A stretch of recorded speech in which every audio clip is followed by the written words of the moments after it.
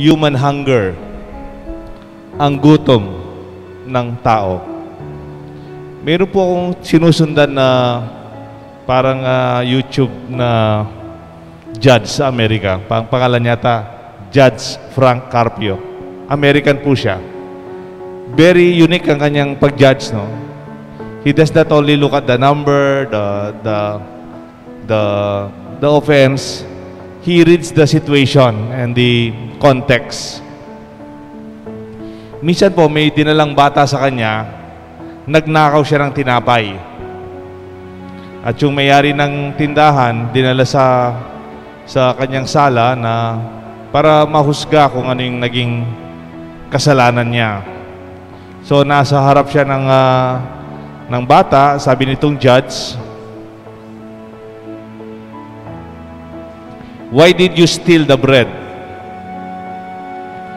Sabi ng bata, "Because I am hungry." Gutom po ako. "Why are you hungry? Will your parents not feed you?" "I only have a mother. My father, I do not know." Parang single mother po ang nanay niya. "And my mother is sick. And I am hungry." And then sabi ng judge, "Did you not ask for help? Di ka ba nagpatulong?" Sabi niya, "I've been begging, asking for help outside the store for the whole day, but no one gave me any." Tapos nag-decide yung judge. Linabas yung wallet ng judge. Kinuha niya yung wallet niya. Naglagay siya ng $10. Tapos sabi niya, "And to all those who are present here in this sala," marami pong may police, may ibang secretary, may mga witness, kayo lahat, magbayad kayo ng $10. All of us, we are penalized $10. Because we are all responsible for this child. Tayo lahat, nananagot para sa batang to. Magbayad kayo ng $10. Pinagsama-sama yung pera. Tapos sabi niya, "I will also summon the owners of the store to explain why they did not help this child, this boy who was hungry, and they did not give him food. If they cannot explain why they did not help this boy, I will penalize them $1,000.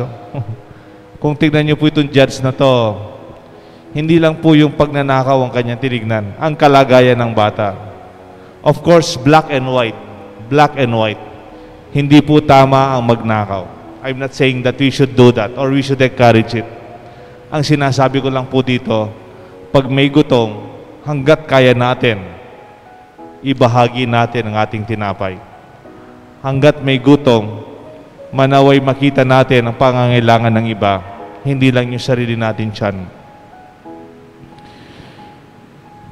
Isn't it my expression, when I was hungry, you gave me food. When I was thirsty, you gave me drink. That is in Matthew 25.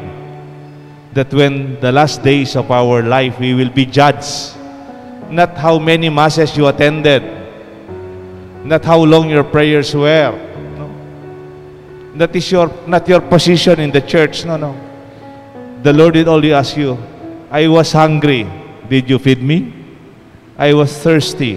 Did you give me drink?"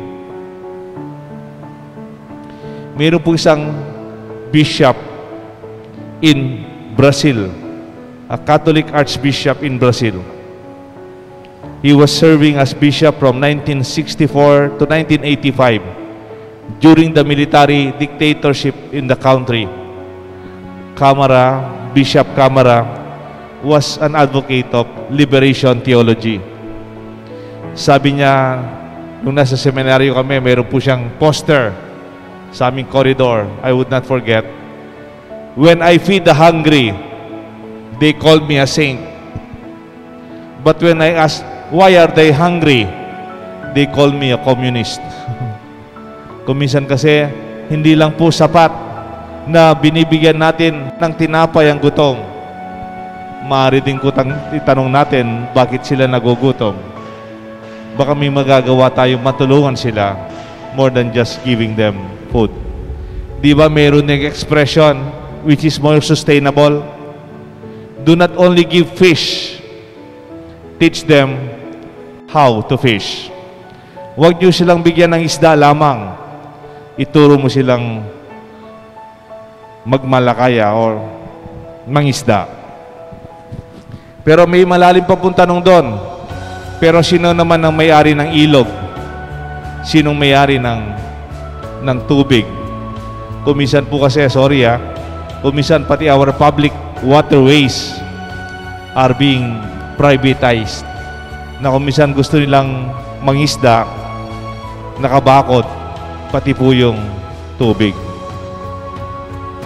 That's why in our gospel today, Jesus showed His disciples that even when they are hungry, He will always be with them.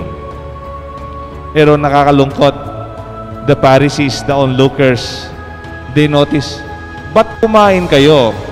Why did you pick the grain? Kasi po, Sabat, dapat hindi ka mamitas. That's work. Kunyari, namitas ka ng mangga, namitas ka ng saging, dumadaan ka lang. That's how literal they are. Kasalanan daw yun. Kung gutom ka naman. Kaya kung minsan, they do not see the hunger anymore. We do not ask why they are hungry. Kasi sasabihin niya, ganyan kasi talaga. Talagang ganyan. It's given. We can be used to it. Pwede na tayong masanay sa kahirapan. And we will not do anything. We can become immune or we do not feel anything anymore. Minsan po, meron akong kaibigan. Galing po siya sa abroad. Actually, ano po siya? Taga Barcelona, taga Spain. During the last nights, bago sila umalis, grupo sila, dinala ko po sila sa isang restaurant. Actually, dito sa Angeles. Nung dinala ko po sila sa restaurant, nung papasok na kami, napansin ko nag-iba yung pagmumukha niya. Hindi siya masaya. Sabi ko, Joan, why are you not happy? Ang pangalan niya talaga John, lalaki po siya. Kaya lang sa Spain, sa Catalonia, yung lalaking John, tawag sa niya Joan. What happened? Sabi ko, did you not notice the beggar outside? I want to feed them. Ako po, sa totoo, sorry pari na po ako noon. I was a young priest. Hindi ko man napansin mayroong nagpapalimos doon sa harapan ng restaurant. Kasi inisip ko lang, ito yung restaurant na pupunta natin, yung mata ko, kung tama yung restaurant. Siya, dahil hindi po siya taga rito, mapagmasid po siya. Napansin niya, may nagpapalimos doon sa harapan ng restaurant. And then sabi niya, did you not notice the mother and the child in front of the restaurant? They were begging. Then I felt guilty. Parang pwede tayong Pilipino, sanay na tayo dyan Talagang ganyan naman, may nagpapalimos dyan. Talagang ganyan naman. Maraming gutom dito, maraming gutom. But I hope we do not become like those in the gospel. We do not notice the hunger. We are only concerned of what our immediate concern. Because we do not ask anymore, because we are too busy to notice. Or there are so much considerations. Kung tutulong ako, baka may masasabi yung iba, magbida-bida naman yan, magmayap-mayap yan. Or maybe there might be a law against helping the poor. Or it's a Sabbath day for the times of Jesus. You should not work and consider the hunger. We cannot help them because of many considerations. This hunger is beyond us. Father, ang dami namang gutom sa mundo, hindi naman natin talaga mapapakain lahat yan. Alam niyo po, di ba, yung pinakain ni Kristo, yung 5,000, may nasabi sa akin, sabi niya, feeding the 5,000 means you do not have to feed the 5,000. just bring out what you have, 5 loaves and 2 fish, and offer it to God. Kung ano ang meron ka, ibigay mo sa Diyos. Offer what you have, and God will take care of the rest. He will take care of the miracle. He will take care of the 5,000. We do not have to solve the problems of the world. We just have to give what we can and what we have. Greed is a bottomless pit. Greed is a hunger also that can never be satisfied. Greed is like thirst that can never be quenched. For sometimes and many times in our social structure, if you analyze it, because of too much greed, that's why there's too much hunger for the rest. Remember, the center and the highest expression of our prayer as a church is the Eucharist.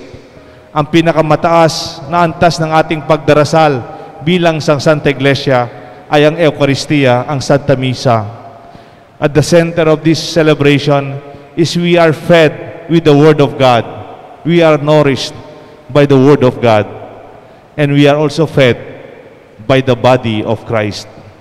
He took it, He gave thanks, He broke the bread and said, "Take this, all of you, and this is my body, which will be given up for you.